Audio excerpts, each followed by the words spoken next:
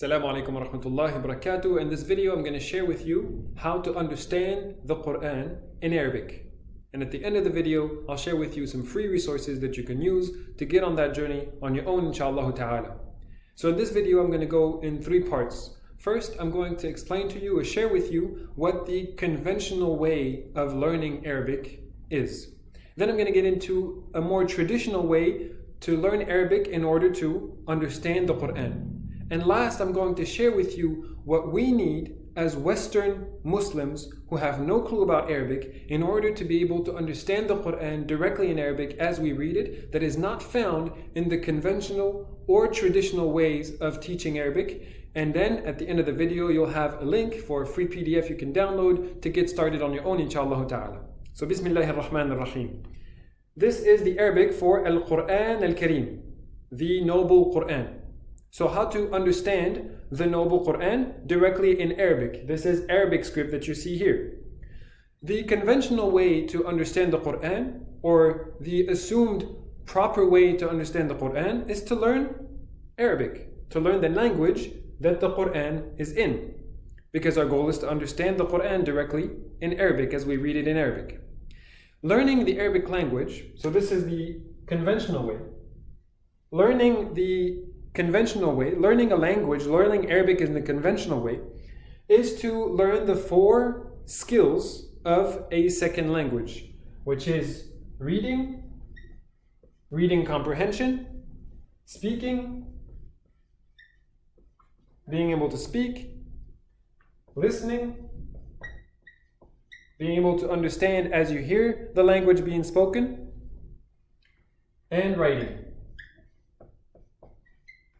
Being able to write sentences in that given language. This is how every second language is taught, and these are the four skills that a teacher will focus on with any grade level students when they're learning a second language.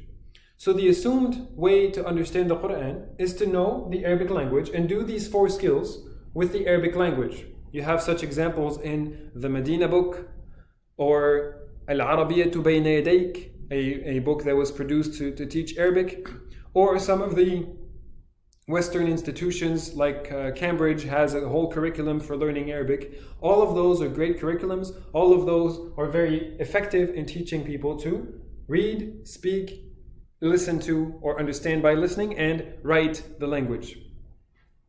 Some of these curriculums, they also emphasize Quran.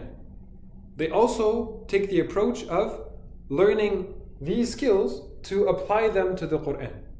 And so you'll have chapters, you'll have lessons, you'll have sometimes the whole book is dedicated to the Quran, like for example, Al-Arabiyyatu Bayna Yadayk, the third book is dedicated to Quran comprehension. So this is what this conventional approach is. Learn the language, learn Arabic as a language, learn the skills of the language, and then apply that to the Quran. Another traditional way to learn Arabic, especially in the Islamic area, in the Islamic tradition or the Islamic scholarly aspect of learning Arabic or learning to understand the Quran, is to learn Nahu and Sarf, which is Arabic grammar. So, a Nahu and a Sarf. There are many such programs who focus on Nahu and Sarf, and typically these programs will take an extended amount of time for the students to be really comfortable and able to translate and understand what they're reading from learning all the technical aspect of Arabic. The difference between these two is quite clear as you see it on the board. The curriculums that are focused on Nahu and Sarf don't necessarily focus on the skills of the language, and the curriculums that are focused on the skills of the language take a lot longer to finish all complete Nahu and complete Sarf. You could compare them by saying that Nahu and Sarf would be kind of like a crash course or a seminar that, if you compare that to the corporate world, a corporate company would send their team to take a crash course, take an intensive seminar to learn a particular knowledge base or skill set at a particular institution. This is Nahu and Sarf. Here you would have a more conventional, multiple year progress to learn the language. Now, there's a third approach that is also there to help people understand the Quran in Arabic, and that is to go straight to the translation of the Quran. And you have all sorts of tafsir halaqat, where people are explaining the meaning of the Quran and going into details, going one word at a time, to explain the meaning of the Quran depending on what surah they're on. These programs, if you were to finish the whole Quran in such a program, it would take a very, very long time because every aspect is done in detail. And when you catch a program that's doing this, you might land in any random or a given surah that the group is already working on. It's not easy to finish the whole Quran in those settings. Now, everything I've presented here is based on the assumption that the person can already read the Arabic script and has some level of fluency in the Arabic script that allows them to learn grammar or allows them to learn the different skills of the language. A person has to be able to read the script itself. From there now, what do we need in the Western context to achieve this goal of understanding the Quran directly in Arabic? And I would venture to suggest that these academic approaches are not necessarily best suited, especially for people who are very active in life and people who are younger. Elementary school, middle school, these don't really achieve the given goal of understanding the Quran. These are too academic. Students in middle school need something more practical where they can learn and understand the Quran. Such a setting would not qualify under any specific subject that is taught in public schools, in middle school. You can't compare this to book study. You can't compare this to a second language. We're not looking at grammar. We're not looking at the skills of the language. We're just looking at building a connection and understanding the words as you're reading them in Arabic.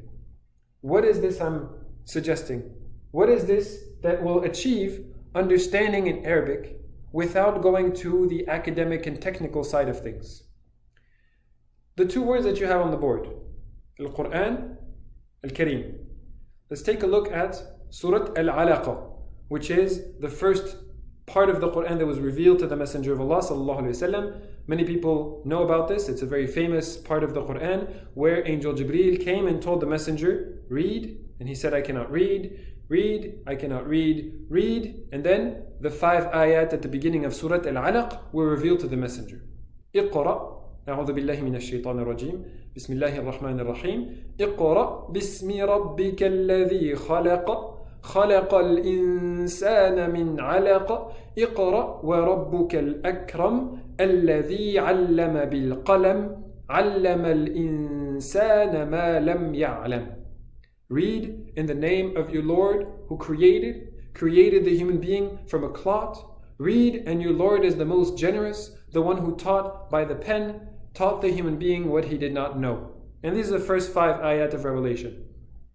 Now, a person who has heard this, is able to read this, is able to recite it, and has heard the translation, would naturally be able to recall most of it.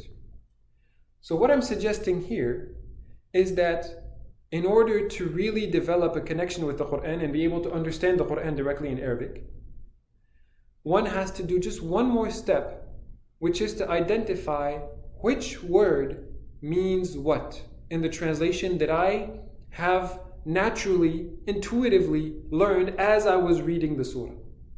So in what I recited from Surah Al-Alaq, we have Iqra, and Iqra is made of the same letters as the word Quran. I'm not saying to learn sarf, to spend time to learn how these two words are connected. We simply teach our students the skill and the awareness to recognize that, wait a second, Iqra has the same letters as Quran. The Quran is something that is recited a lot. Iqra means read or recite. In that same 5 ayat that I recited to you, we have the same thing for the word Al-Kareem. This is on the cover of the Quran many times, Al-Quran Al-Kareem. The same thing for the word Al-Kareem. In those 5 ayahs I recited to you, Another word like Kareem, made of the same three letters as Kareem, came in those ayat.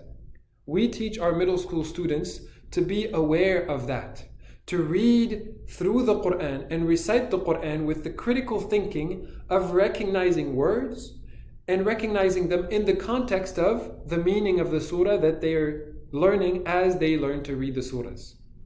So what is that word? In the third ayah, Allah says, اقرأ وَرَبُّكَ الْأَكْرَمُ. And the word akram has the same three letters as the word kareem. It also means noble or generous. So this is the approach we take. Now, the free PDF that you can download is just look at the description on the YouTube video if you're watching this on YouTube, or just go to quranintuitive.com/map, M-A-P, quranintuitive.com/map. And you'll have, from the short surahs at the end of the Quran, you'll have a map of all the words that are repeated, where they are repeated, and an index for you to find for each short surah at the end of the Quran, which words on the PDF, which words on the list is found in that surah. You'll have the comparison, you'll have the words and the different forms they come from with a reference, and all of it, 100%, all of it is from the short surahs at the end of the Quran. Because this is one of the shortcomings of these programs that look at the academic side of teaching Arabic. Those that do focus on the Quran a lot, and they have a lot of results, a lot of benefits. There's great benefits in teaching and in learning Arabic through these different academic methods, especially those that include the meaning of the Quran and focus on the meaning of the Quran. Nahu and Sarf will be replete with examples coming from the Quran where you understand a particular rule of Nahu or a particular rule of Sarf based on some Quranic ayat. And you'll have many of those programs who teach the skills of the language that bring in the Quran and bring in ayat so that students are learning this. But the shortcoming of the introduction of the Quran in this academic approach is that it is not from the short surahs at the end of the Quran. The curriculum in those academic approaches is not based on the surahs and based on a progress in the Quran. It's based on a progress in Nahu, a progress in Sarf, a progress in skill, but not a progress in the surahs of the Quran. And that's why the class that we teach for middle school, it's not a Quran class, because they're not just learning to read and recite and memorize. It's not an Arabic class because they're not learning the skills of the Arabic language, nor are they learning based on Nahw and Sarf. Of course, they are learning some Nahw and some Sarf, but that is not the bulk, and that is not the guidance, or the sequence of the curriculum is not from Nahw and Sarf. They're learning something else that doesn't really have a name. And you cannot even call it book study, because it's much deeper than book study. It's learning the language through book study. It's learning the language through learning the Quran itself. And so that PDF has specifically from the short surahs at the end of the Quran to get you started. And our curriculum focuses on the short surahs. The curriculum is entirely developed so that for each new surah that they learn, starting from the back of the Quran, they are prompted to look at what other words they already know from surahs that they already know that have a similarities, similar letters, or same letters as words in the surah that they're doing. This is an excellent program. I highly encourage everybody to go ahead and download the free PDF that'll get you started. It's 100 words. It'll get you started for quite a bit of time that you can on your own learn the meaning of all 30 of the last surahs at the end of the Quran, learn the meaning, learn to recite them, and you'll have the complete map to help you, not just help you, to get you to completely know all the vocab. This is the repeated words at the end of the Quran, and it's only 100 words. You could call it only 100 words, even though some surahs at the end of the Quran, they have up to 30 of those words in the surah. Meaning these 100 words are repeated all over the place. And when I say repeated, I don't mean the slogan of the most repeated words in the Quran. We don't include in that PDF, we don't include prepositions like fi, or min, or an, which mean in, or from, or about.